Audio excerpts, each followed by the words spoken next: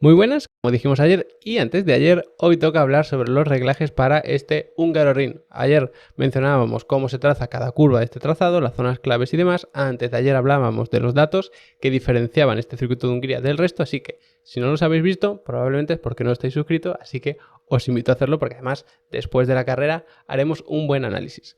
Pasando al vídeo de hoy, lo vamos a hacer como siempre compartiendo datos de telemetría, por supuesto sacados de simulación. De todas formas, esto, tened en cuenta que lo hacemos siempre con los mismos reglajes para todos los circuitos porque la intención es diferenciar un circuito de otro, no ver cuál será el dato más aproximado que vamos a tener en carrera y demás. Simplemente comparamos los circuitos para entender cuál es de alta velocidad, de baja, qué tipo de curvas hay, los frenos, los diferenciales, todo ese tipo de cosas. Así que tened eso en cuenta, que porque yo ponga aquí el ratón y ponga que la velocidad son 264 km por hora, no significa que la vayan a alcanzar en ese punto, ¿vale? Dicho eso, empezamos con la carga aerodinámica, precisamente. Para intentar entender la carga aerodinámica, lo que solemos mirar es este gráfico que es el de la velocidad. Cuando tenemos una recta, vemos que tiene como una especie de forma de ola que tenemos así. Cuando tenemos una recta muy larga, pues tenemos una especie de ola así, muy grande. Pero ¿qué pasa? Que aquí prácticamente no tenemos. Tenemos aquí una, que es la recta de meta, porque aquí termina y seguiría por aquí, que sin duda la más importante, pero el resto del circuito es constantemente subiendo, bajando, subiendo, aquí un poquito más, bajando, subiendo, bajando, subiendo, bajando, y así constantemente todo el circuito. Y además, los picos de abajo te van a marcar la velocidad de la curva. Baja velocidad, velocidad media baja, velocidad media alta, velocidad media, velocidad baja, velocidad media, media, media alta, baja, baja, media. Por lo tanto, es un circuito de media y baja velocidad. Y eso también lo podemos ver con este histograma, que me gusta también enseñarlo a veces, que es un histograma que te resume cuánto tiempo vas en cada rango de velocidad. Es decir, entre 290 y 310 km por hora vamos este porcentaje de la vuelta. Un poquito más lento, es decir, un rango un poquito menor de velocidad, esto y así. Por lo tanto, si analizamos este histograma, lo que obtenemos es un resumen de cuánto tiempo pasamos a cada velocidad. Y este histograma tiene una forma clarísima y es que se acumula todo más o menos por aquí. Aquí tenemos una montaña grande, aquí tenemos otra y aquí tenemos otra. Si comparásemos esto con el circuito de Silverstone, veríamos que tenemos mucho más porcentaje por aquí, es decir, barras más altas a esta altura, porque era un circuito en el que pasábamos mucho tiempo a mucha velocidad, aunque hubiese muchas curvas, porque era un circuito de curvas de alta velocidad. Esto es un circuito de baja y media velocidad. De hecho, justo cuando se va a alcanzar una velocidad importante es cuando hay una frenada y se vuelve a bajar. Eso pasa aquí, eso pasa aquí, eso pasa también más o menos por aquí, por aquí. Por eso también veíamos antes de ayer, cuando analizábamos los datos, que era un circuito en el que se pasaba muy poco porcentaje de la vuelta, acelerando a fondo, que para eso tenemos este gráfico que es el del acelerador. Además, la octava marcha que mencionábamos también antes de ayer, fijaos que se pasa muy poco tiempo engranándola. Dependerá de los reglajes de la carga aerodinámica que ponga cada uno, del resto de reglajes de suspensiones, de alineación y todo eso, de la relación de cambio de cada uno. Es verdad, pero es sin ninguna duda de los circuitos en los que menos tiempo se va en octava marcha, es decir, en el rango máximo de velocidad, que eso salta a la vista. Otra cosa es el balance aerodinámico, porque es muy importante cargar el tren de delante, pero quizá no tanto como en Silverstone, porque en Silverstone tenemos curvas constantemente a un lado y otro, y eso tener un tren delantero cargado, pues te ayudaba muchísimo porque daba más apoyo a ese tren delantero. Aquí es incluso más importante quizá que en Silverstone tener un buen control del coche. Si te pasas cargando el alerón delantero o adelantando el balance, mejor dicho, vas a tener un coche que en algunas ocasiones te puede resultar difícil de conducir. Y además no tenemos una degradación tan exagerada del tren delantero respecto al trasero como teníamos en Silverstone, y eso también hay que tenerlo en cuenta. Así que el balance más bien adelantado, pero no tanto como en Silverstone.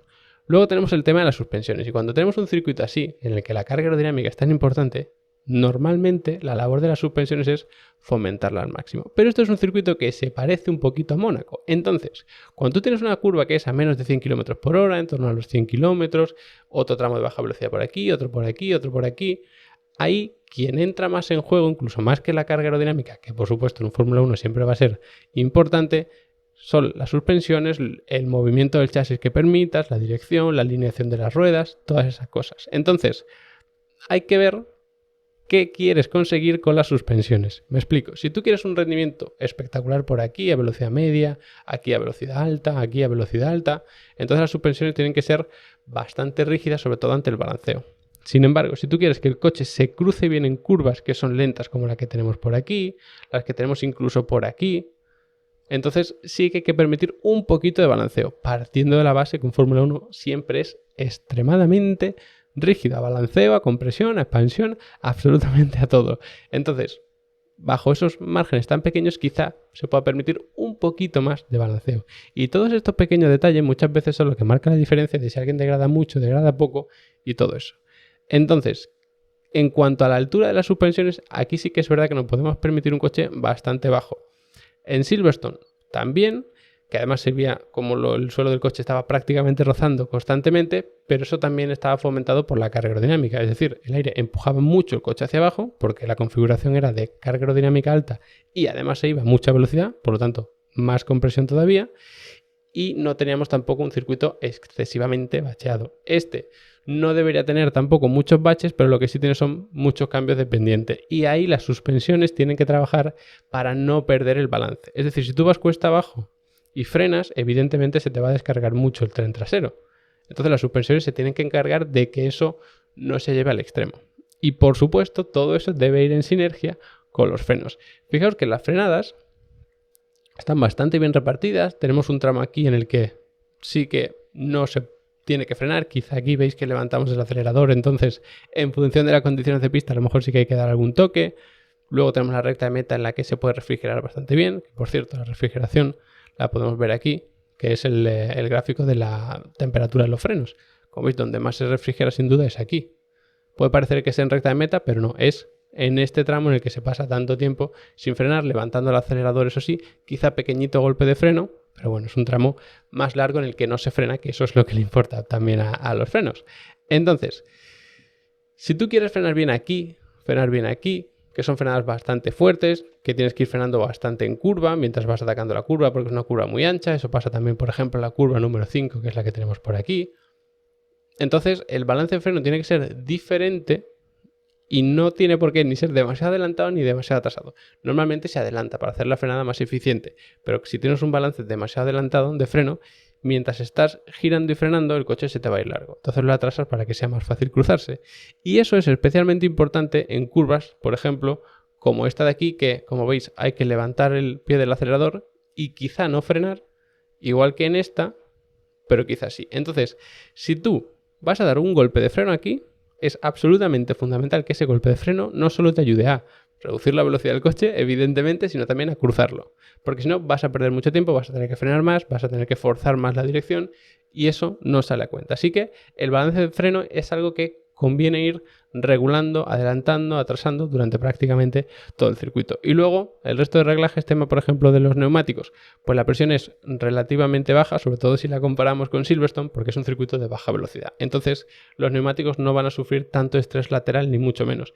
Un poco más estrés longitudinal, eso sí es verdad, sobre todo por salida de curva lenta, pero el estrés lateral es bastante menor. Por lo tanto, no tienes que tener un neumático tan rígido y que soporte tanto las cargas laterales porque realmente no va a alcanzar nunca esas cargas laterales. Entonces se fomenta sobre todo la huella de contacto, que os aseguro que en un circuito como este tan intenso y que encima hay que mantener el control siempre, es bastante complicado. Así que eso es un poco el resumen. Podríamos hablar de diferencial, de alineaciones y demás, pero bueno, entiendo que es un contenido a lo mejor un poco más denso. Como siempre, si tenéis cualquier pregunta me lo podéis dejar en comentarios. Y en Level Up Academy tenéis cursos de reglajes, de analizar datos para reglajes, de cómo funciona cada sistema, incluso luego uno individual de cada uno, de la caja de cambio, de los motores, de las suspensiones. Así que si tenéis cualquier duda me la dejáis en comentarios y se puede responder rápidamente. Y si queréis aprender mucho más, tanto de Fórmula 1 como de automovilismo general, como de automovilismo virtual, pues le echáis un vistazo a Level Up Academy, que ahí tengo publicadas más de 400 clases, porque hay más de 40 cursos y por lo tanto tenéis contenido de sobra, más el soporte para dudas, más los reglajes para Sim Racing,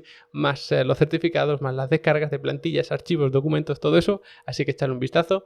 Os metéis en Level Up Academy, veis la primera clase del curso que más os interese, que no hace falta ni registrarse, así entendéis un poquito mejor la academia, entenderéis también mejor el curso en el que habéis pinchado y si os interesa, os convence y todo eso, pues os apuntáis que por 15 euros al mes tenéis acceso absolutamente a todo el contenido, más el contenido adicional. No hay que comprar cursos individualmente ni nada por el estilo. Mientras estéis dado de alta podéis acceder absolutamente a todo. Así que echarle un buen vistazo. Como siempre, os agradezco que os hayáis quedado hasta el final del vídeo y nos vemos después de la carrera haciendo un buen análisis.